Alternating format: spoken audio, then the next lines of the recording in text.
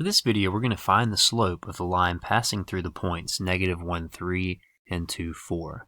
Now, anytime you're looking for the slope of something, you want to think to yourself, okay, let's use our slope formula if possible, especially if you're given 2 points. That's always what you're going to want to do. So your slope formula you can see on the left-hand side of your screen written in blue. M is the letter that we typically use to describe the slope. M is equal to y2 minus y1 over x2 minus x1.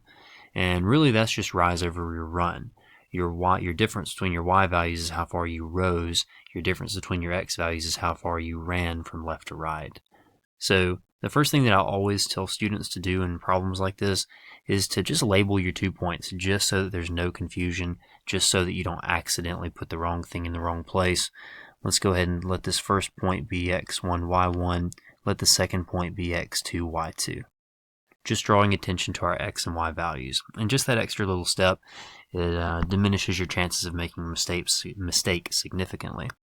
So now let's just plug those numbers in the place of these variables into our slope formula. So y2 minus y1 is going to be 4, that's our y2, minus our y1 is 3, over our x2, that's going to be 2, minus our x1, which is -1.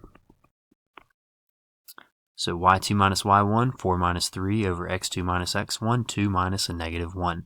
And now we just want to simplify as much as we can. So in the numerator we have 4 minus 3 is going to give us a 1.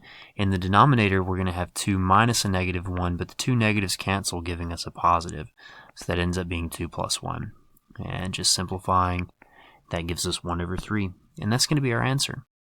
So anytime you need to know the slope, even if it's for a more complex problem where you're trying to figure out ultimately the equation of a line, you can always use your y2 minus y1 over x2 minus x1.